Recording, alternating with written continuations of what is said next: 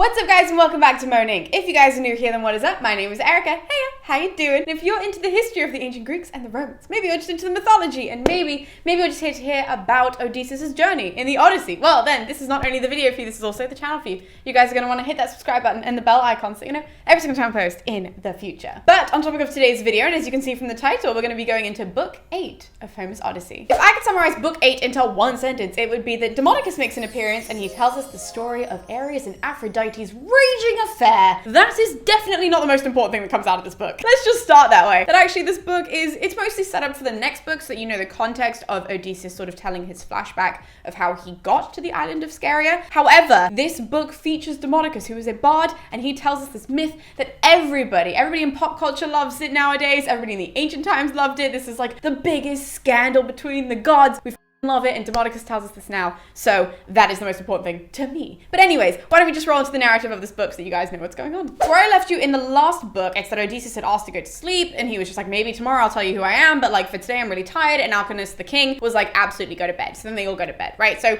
now we pick up and it's the next morning. So Alcinous wakes up, he goes to find Odysseus. Odysseus is already awake. He then leads Odysseus down to the Phaeacian like meeting ground, which is obviously by the sea because they are seafaring people. So they go and they sit by the port.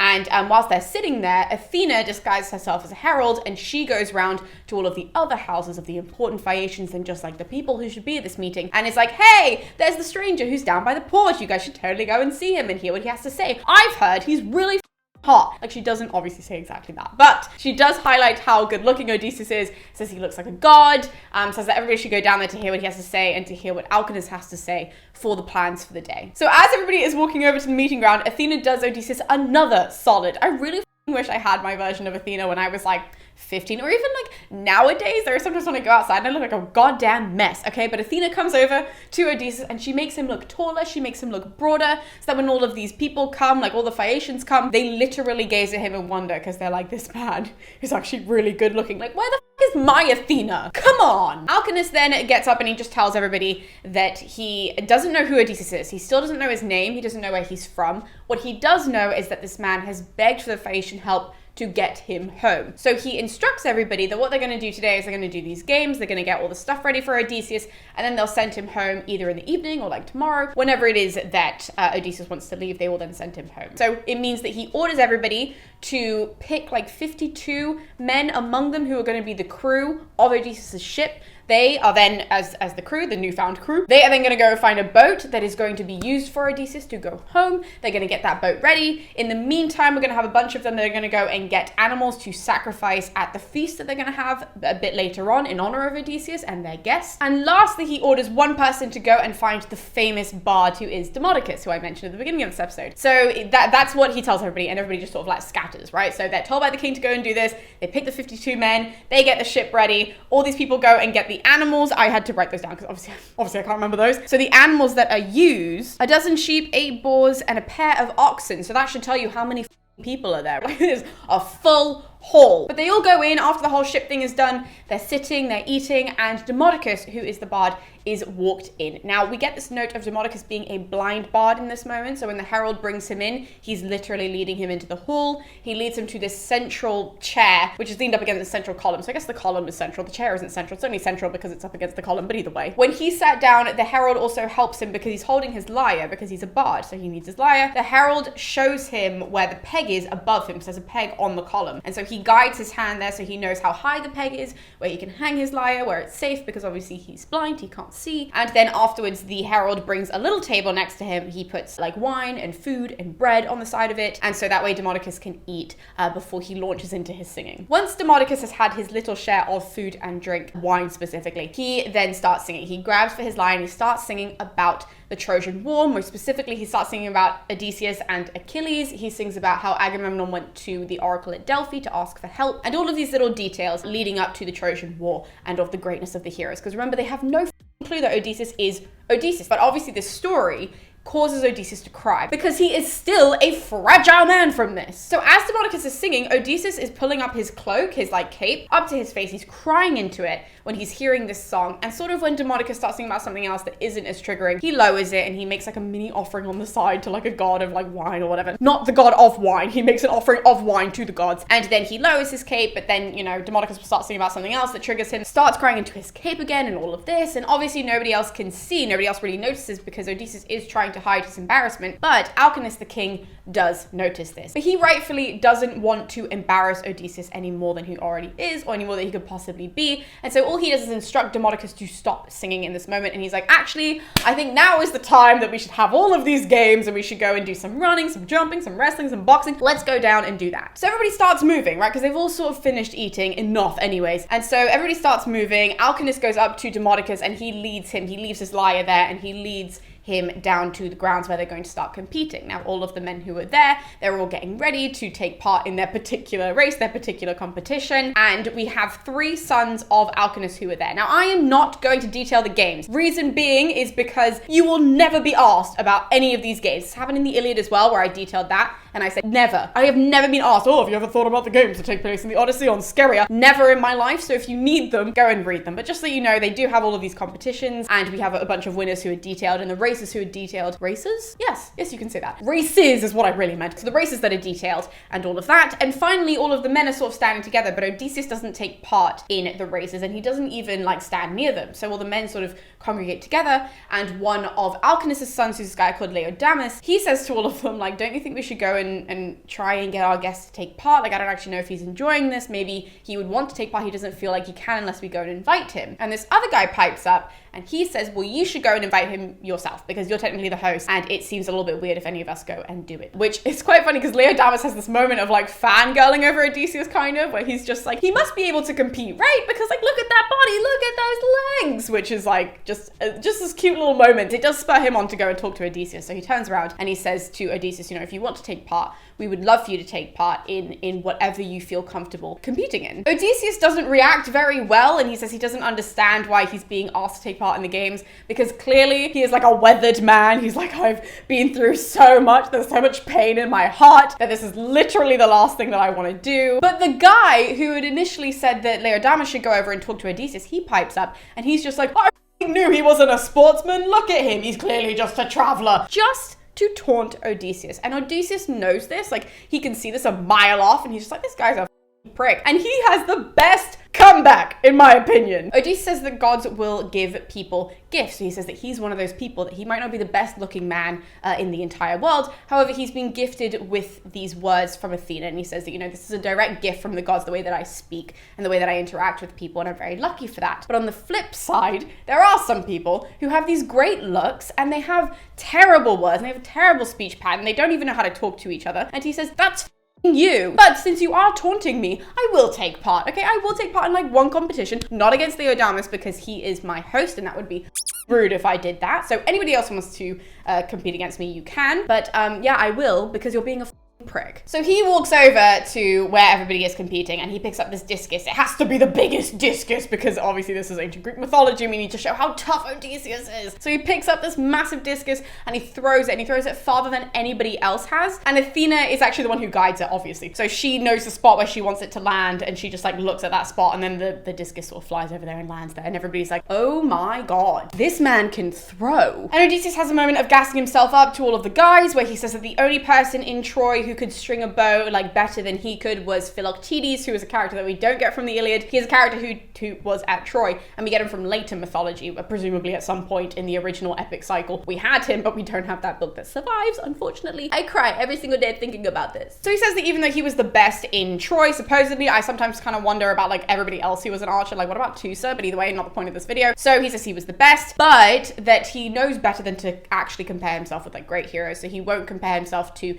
people like Heracles or to even like Apollo, who's the archer god. He's like, I'm not that stupid. I know I'm great, but I'm not that great, because he also notes that that is how people end up, you know, dying. That happens all the time in mythology, and that's like not what he wants. So he stays humble, and we love it. He also says that the only thing he's actually not good at is running. He's like, that's actually my massive weakness. I'm not a good runner. I'm not very fast. My legs aren't that springy. So that's another way that he's humbling himself in front of everybody by just being like, please don't make me run anywhere, which I can relate to. I hate running, and I'm really bad at it too. So me and you, Odysseus, me and you both. Alcinous then walks over at this moment, and he says that nothing that Odysseus has said has been ungracious and has been, you know, boastful in any kind of way. And he says that actually his people are not very good at the games that they've been showing off. So he says, you know, the Phaeacians are not the best wrestlers, they're not the best boxers, they're not the best racers, but they are the best at seafaring, because they are people of, you know, like boats and all of that sort of shebang. So he says that's what we're best at, and we're really good at dancing, so we should show you how we dance, which I think is like a really cute little thing that the Phaeacians are good at. And Odysseus gets really excited by this, and all of the men sort of get excited by this. And so Alcinous tells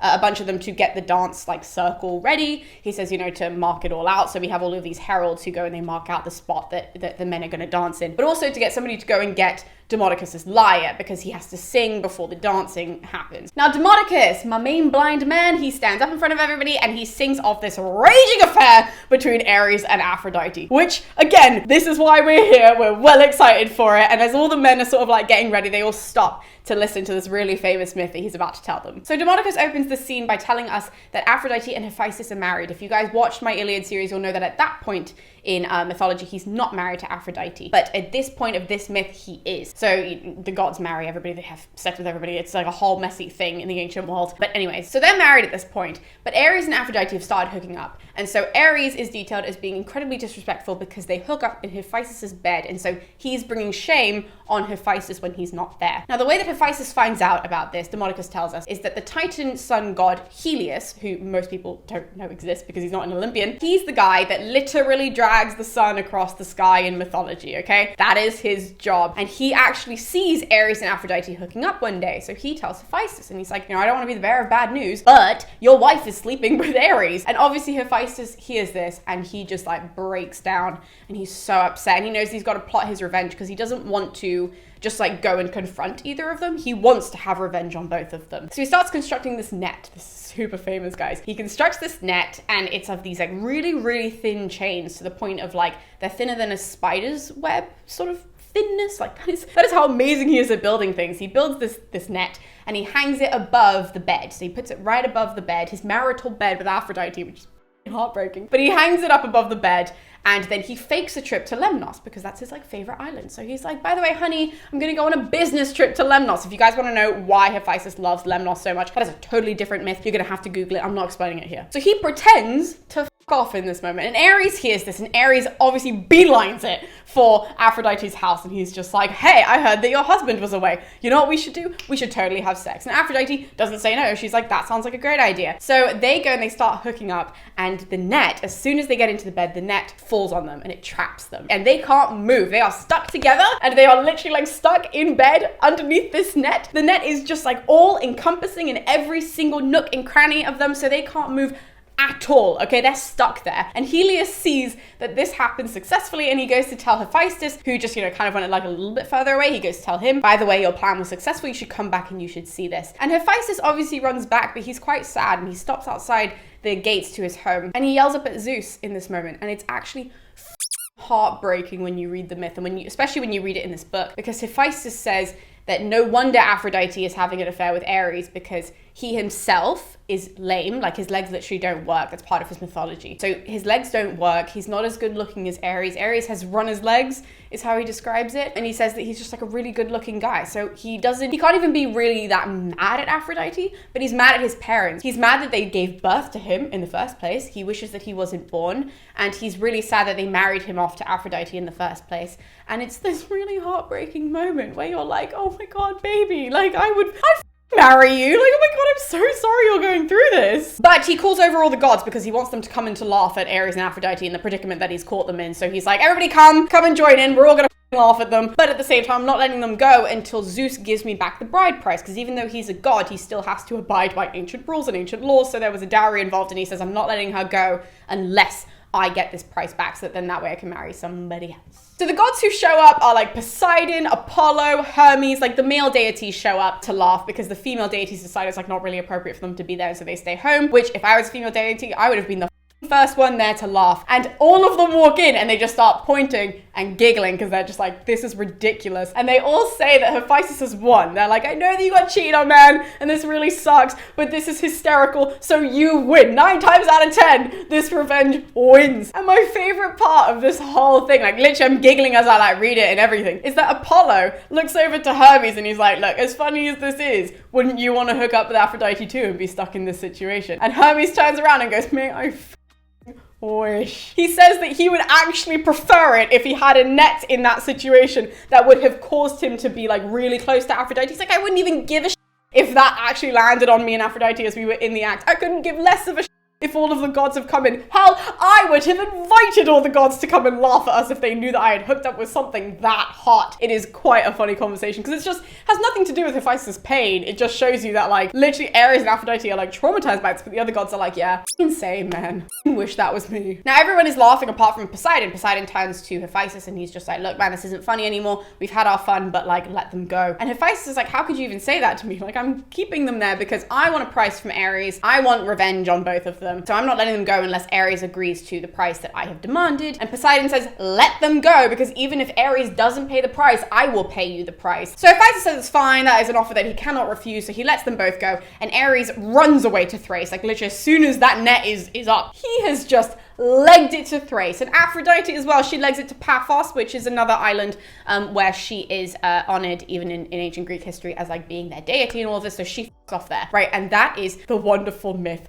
of Hephaestus and Aphrodite and Ares. Like that's literally it. That is where it ends, and everybody in the hall, because you know, snap back to the scene that we're in and not Demodocus just singing this whole mythology. Everybody's like cheering and laughing and they love this myth. This is like their favorite myth of all time, so they're all really happy. And when Demodocus finishes his song, there is this whole dancing scene. Now it's not the dancing that we would think, like this is gonna sound really bad, but you know like that scene in Tangled where Eugene, what is his name? Whatever Eugene's actual name is, Eugene Fitzherbert. Flynn Rider, there it is. So when Flynn Rider and when Rapunzel go back into the palace and they like start, you know, dancing and all of this, and there's like a whole song on the ground and it's like this really beautiful thing, not dancing like that, right? The way that I picture it is more like, you know, in the Olympics when they have like the ball and they're like passing it between the team and all of this and they're doing these like crazy moves. That is the kind of dancing that is done right now between 2 of Alkinoos' sons. So this is like incredible going on right now. But once that's done, Alkinoos then instructs everybody that they are going to gather up some gifts for Odysseus so that when they send him home, he has things to go with. So he tells the other 13 people, I think it's 13 including him, who like run the island, that they're all going to give him like a cloak, they're going to give him a shirt, they're going to give him a chest to put everything in, and he himself is going to give him this like gold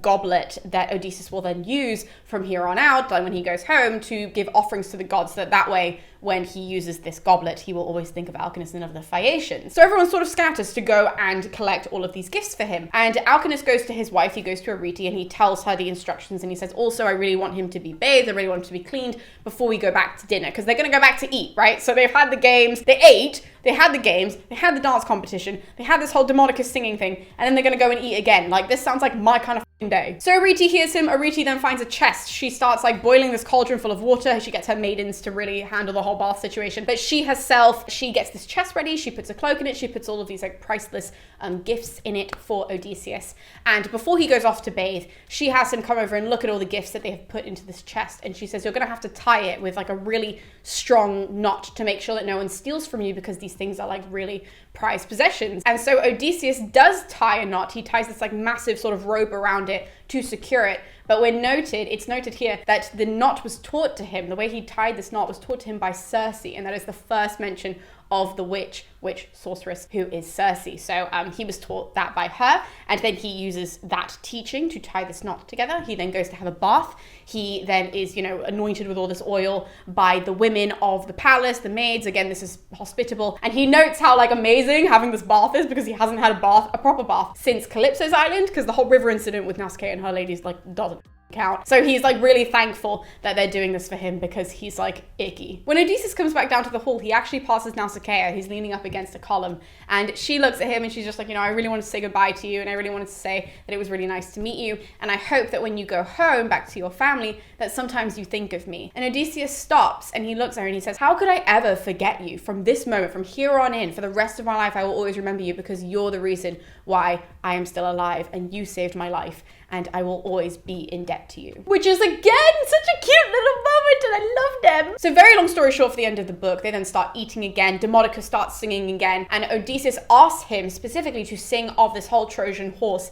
incident that happened. Now, we don't get it in detail here, unfortunately. We get some details kind of like about how Odysseus had came up with the idea of the horse itself, how the Trojans deliberated whether they were going to bring it in or whether they were going to like throw it off a hill. That was literally something that they were thinking of. They were like, do we just get rid of it? Because what the fuck is this massive horse doing outside the city? And obviously we know that they bring it in, but we don't get the rest of the whole episode detailed here, which is frustrating as hell. This obviously causes Odysseus to kind of tear up because he's, you know, back in that moment, he's living this whole Trojan War massacre incident that he had to live through, this trauma that he had to live through. And so because of that, Alcinous, again, he silences Demodocus and he says, look guys, actually, I still don't know our guest's name. I still don't know where he's from. I know that we are obviously going to help him. We're going to help him get home, but I don't know where home is. And I don't know, you know, why all of these stories are affecting him so much. So I think now is his time to speak. And the book ends with really Alcinous asking Odysseus who he is and what his name is, because they still don't know his name. And that is literally the last line of the book, is like Alcinous asked for these details, and then Odysseus like,